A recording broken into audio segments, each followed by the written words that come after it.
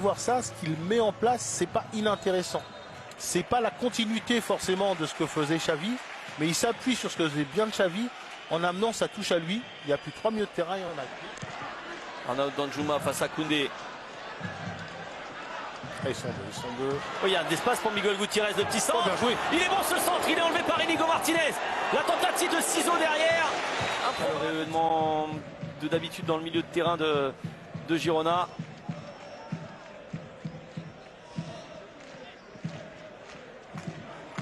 L'intervention d'Ivan Martin. Et attention, avec ce petit ballon croisé pour Baldé, c'est Ryan Ril qui a eu du mal. Attention, il n'y a pas de position de hors-jeu, on revient sur un but. On revient sur un but de Lamine Yamal.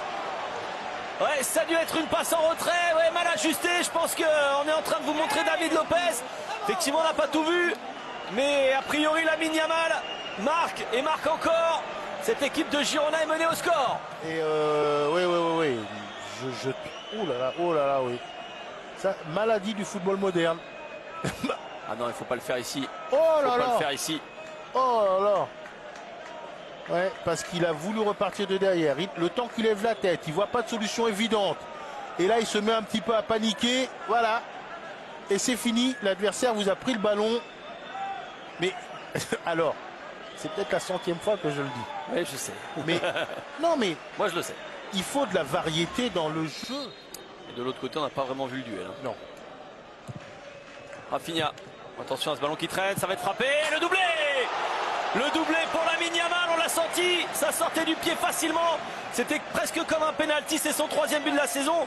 Il en a mis que 5 l'année dernière. C'est pas un grand buteur. C'est celui qui fait la différence. Mais là, la différence, elle est faite au bout de 37 minutes. David Lopez pour aller faire le pressing. Mais on a... Il est en train de s'étoffer aussi, hein. On le sent. Ouais, mais après le championnat d'Europe qu'il a fait, après le... Voilà, c'est un joueur en confiance. C'est on va dire, le top player de cette équipe du Barça, malgré son jeune âge. Et comme vous dites, dès que c'est sorti du pied, on a dit penalty. Dès qu'il a armé de leur entraîneur, oui, parce qu'avec Dovbyk, ça ne s'est pas fait en un jour. Dani Olmo. Dani Olmo. Dani Olmo pour le 3-0. Il est extraordinaire ce joueur. Cette défense est un petit peu en mode passoire. C'est Daley Blind qui s'est fait prendre dans le dos. Et ensuite, sans angle véritablement, Dani Olmo qui fusille Gazzaniga. Il n'y avait presque pas d'occasion, j'ai envie de dire, sur ce coup-là. Et Daniel peut venir en tant que numéro 8 aider dans la construction du jeu. Regardez, on a l'œil sur Lewandowski. Et non, on oublie, c'est encore David Lopez. C'est encore David Lopez. Il doit être plus proche au niveau du marquage parce que autant Blind est excusable parce que Olmo est dans son dos, autant David Lopez l'est beaucoup moins parce qu'il voit le départ de David Olmo qui est devant lui. Et puis après, c'est toute regardez la qualité. Il n'y a rien qui est bien joué de la part de David Lopez. Il le met pas en jeu. C'est bien joué. Oh, cette frappe, regardez, légèrement externe. En Gazzaniga, il n'a pas le temps de lever la main, ça vient trop vite. Ça. Ouais, mais c'est facile. C'est facile. C'est facile, il faut marquer. Le Barça est en train d'humilier cette équipe de Girona avec ce but extraordinaire de Pedri sur cette passe entre les défenseurs. Après, je crois qu'il y a un appel sur le côté qui libère l'espace. Regardez, c'est là que se fait la différence. Et regardez, Lewandowski qui fixe un peu les défenseurs, ça crée un espace pour Pedri qui vient de derrière. Et puis après, tout est... Ouais, tous les joueurs sont dans le même tempo, dans le même mouvement. Vers l'avant. Enfin, et c'est... Voilà. Alors, on a beaucoup... j'ai beaucoup critiqué cette défense de Girona, sauf dans la bonne période, on va dire. Porto qui va essayer d'y aller. Il y est Porto, il est pas hors jeu. Il va donner à Stuani. Voilà, ça aussi, c'est quand même cette équipe de Girona qui a réagi avec la volonté de Porto quand même d'aller chercher ce ballon. Regardez, et ça fait 2-3 qui donnent comme ça à Spri, hein, en rentrant crochet extérieur. Oui, il l'est peut-être d'ailleurs. Il est peut-être Porto.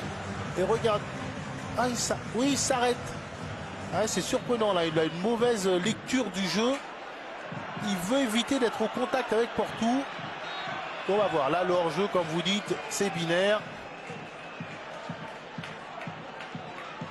Et là, Porto qui évite bien Ter Stegen et Stuani. Oh là, Ferran. Oh là, Ferran.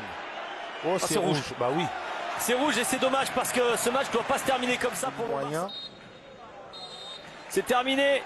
4 buts à 1 pour le Barça qui a déroulé mine de rien dans cette rencontre. Lamine Yamal a quand même débloqué la situation en première période avec 2 buts, quasiment coup sur coup. Et ensuite ce Barça a géré avec un très beau début de seconde période. Et finalement après le but de Dani Olmo à la 47e, on savait que ce serait terminé. Pedri a rajouté un 4e but. Et cette équipe de Girona est allée chercher un petit but par Stuani, mais la marche était trop haute. On oublie les 2 défaites 4 buts à 2 l'an dernier face à cette même équipe de Girona pour le Barça. Ouais.